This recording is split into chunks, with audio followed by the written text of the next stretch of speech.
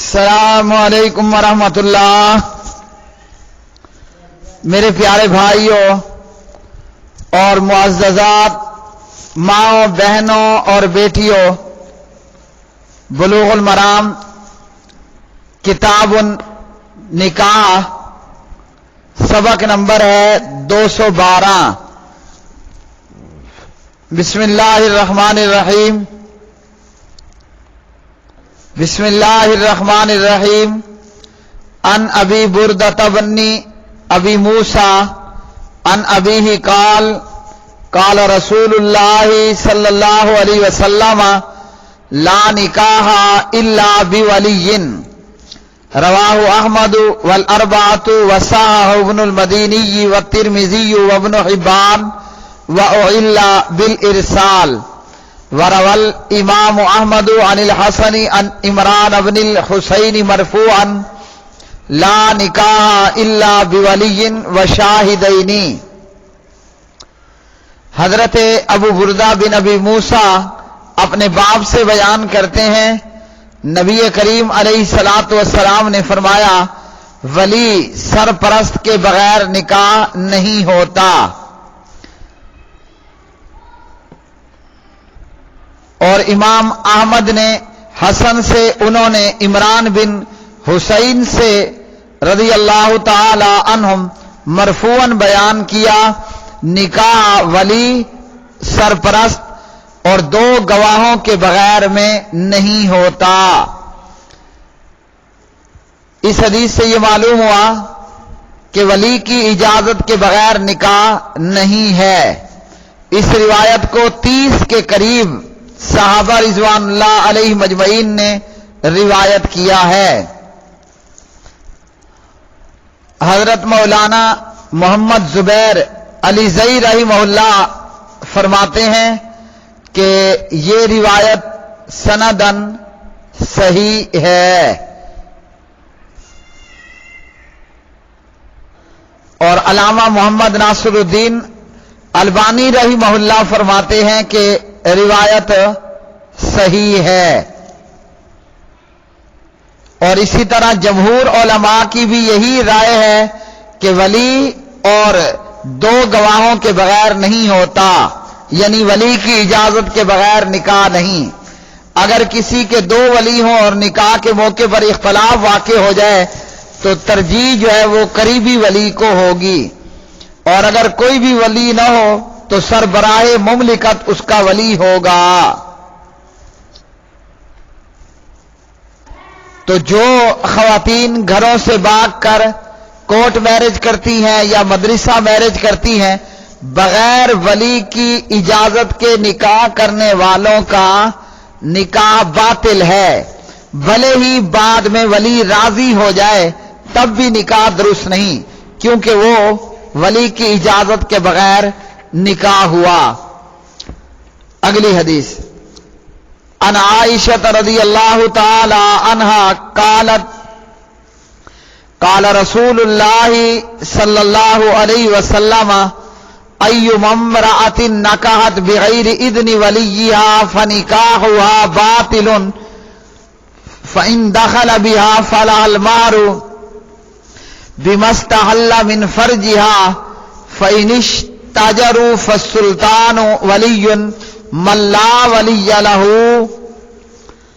اخرجہ الاربعۃ الا النسائی وصححہ ابو عوانۃ وابن حبان والحاکم۔ سیدہ عائشہ رضی اللہ تعالی عنہا راویہ، نبی علیہ الصلوۃ والسلام نے فرمایا جس خاتون نے ولی کی اجازت کے بغیر نکاح کیا اس کا نکاح باطل ہے، پھر اگر شوہر نے اس سے مباشرت کی تو اس عورت کے لیے حق مہر ہے اس کی شرمگاہ کو حلال کرنے کے بدلے میں۔ اگر ولیوں میں سرپرستوں میں جھگڑا ہو جائے تو پھر جس کا کوئی ولی نہ ہو اس کا ولی حاکم وقت ہے۔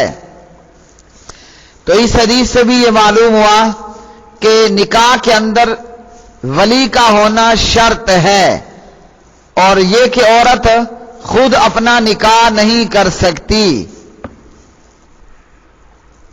اور حنفیوں کے نزدیک ولی کی شرط نہیں ہے، جبکہ ان احادیث کی روشنی میں ولی کا ہونا، ولی کی اجازت کا ہونا ضروری ہے۔ بغیر ولی کی اجازت یا بغیر گواہوں کے کیا جانے والا نکاح باطل ہوگا۔ اگلی حدیث، ان ابی ہریرہ رضی اللہ تعالی عنہ ان رسول اللہ صلی اللہ علیہ وسلم قال لا تنکح الایم حتی تستأمر ولا تنکح البکر حتی تستأذن قالوا یا رسول اللہ وکیف اذنها قال ان تسکت، متفق علیہ۔ ابو ہریرہ رضی اللہ عنہ راوی، نبی علیہ الصلوۃ والسلام نے فرمایا بیوہ یا مطلقہ عورت کا نکاح اس سے مشورہ لیے بغیر نہ کیا جائے، اور کنواری کا نکاح اس سے اجازت لیے بغیر نہ کیا جائے۔ تو عرض ہوا کہ اللہ کے رسول صلی اللہ علیہ وسلم کنواری کیسے اجازت دے گی؟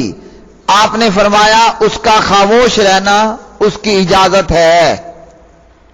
تو پیارے نبی صلی اللہ علیہ وسلم نے نکاح کے تعلق سے یہ فرمایا کہ بیوہ مطلقہ کا نکاح اس سے مشورہ کیا جائے اور کنواری سے اجازت لی جائے، اور کنواری کی اجازت جو ہے وہ اس کا خاموش رہنا ہے، یا یہ کہ وہ زبان سے کہہ دے ٹھیک ہے۔ اب اس حدیث میں شریعت کی اس مطہر تعلیم کے تعلق سے ہمیں معلوم ہوا کہ دین اسلام میں شریعت کی نظر میں عورت کی کتنی بڑی اہمیت ہے کہ اس سے پوچھنے کا اور مشورہ کرنے کا کہا جا رہا ہے، جبکہ اس سے پہلے معاشرے میں عورت کا کوئی مقام نہیں تھا۔ اسلام نے عورت کو پستیوں سے اٹھایا اور بلندیوں پر پہنچا دیا، جبکہ اسلام سے پہلے عورت سے پوچھنا، مشورہ لینا گوارا تک نہیں کیا جاتا تھا۔ تو شریعت محمدیہ صلی اللہ علیہ وسلم نے عورت کو اس کا صحیح معاشرتی مقام، رتبہ، منصب دیا اور سرپرستوں کو حکم دیا کہ مشورہ کیا جائے، اجازت حاصل کی جائے۔ اگلی حدیث، عن عبداللہ ابن عباس رضی اللہ تعالی عنہما ان النبی صلی اللہ علیہ وسلم قال الثیب احق بنفسها من ولیها والبکر تستأمر واذنها سکوتها، رواہ مسلم۔ وفی لفظ لیس للولی مع الثیب امر والیتیمۃ تستأمر، رواہ ابو داود والنسائی وصححہ ابن حبان۔ حضرت عبداللہ ابن عباس رضی اللہ عنہ راوی، نبی علیہ الصلوۃ والسلام نے فرمایا کہ شوہر دیدہ عورت دوبارہ نکاح کرنے کے لیے اپنے ولی کی بنسبت اپنے بارے میں زیادہ استحقاق رکھتی ہے، اور کنواری سے اجازت لی جائے گی، اور اس کی اجازت لینا اس کی خاموشی ہے۔ اور ایک روایت میں ہے شوہر دیدہ عورت یعنی بیوہ ہے یا مطلقہ ہے کے بارے میں، شوہر دیدہ عورت کے بارے میں ولی کا کوئی اختیار نہیں، اور یتیم لڑکی سے بھی مشورہ لیا جائے۔ اس حدیث کا مطلب یہ ہے، جیسا کہ جمہور نے کہا، جمہور کے مذہب کی روشنی میں حدیث کے معنی یہ ہے ولی اس کے نکاح کا کہیں ارادہ رکھتا ہے اور وہ عورت نہیں چاہتی تو اسے مجبور نہیں کیا جائے گا، اور اگر عورت کہیں نکاح کرنا چاہتی ہے اور ولی روکتا ہے تو پھر ولی کو جو ہے وہ عورت کے فیصلے کا احترام کرنا ہوگا، الا یہ کہ فیصلہ غلط ہو، یعنی ولی مجبور نہیں کر سکتا اور اس کی رضامندی کا حاصل کرنا ضروری ٹھہرایا گیا۔ اگلی حدیث، عن ابی ہریرہ رضی اللہ تعالی عنہ قال قال رسول اللہ صلی اللہ علیہ وسلم لا تزوج المرأة المرأة ولا تزوج المرأة نفسها رواہ ابن ماجہ والدارقطنی ورجالہ ثقات۔ ابو ہریرہ رضی اللہ تعالی عنہ راوی ہے، نبی علیہ الصلوۃ والسلام نے فرمایا کوئی عورت کسی دوسری عورت کا نکاح نہیں کر سکتی یعنی ولی بن کر، اور نہ کوئی عورت خود اپنا نکاح کر سکتی ہے۔ تو پیارے نبی علیہ الصلوۃ والسلام نے اس حدیث میں عورت کی ولایت کو باطل قرار دیا، یعنی ولی وہی بنے گا جو مرد ہو، وہ باپ ہے، بھائی ہے، بیٹا ہے، جو بھی ہے۔ تو عورت کا ولی مرد بنے گا، عورت کی ولی نہیں بن سکتی۔ کوئی عورت کسی دوسری عورت کا نکاح اپنی ولایت میں نہیں کرا سکتی، ہاں ولی وہی بنے گا جو مرد ہو۔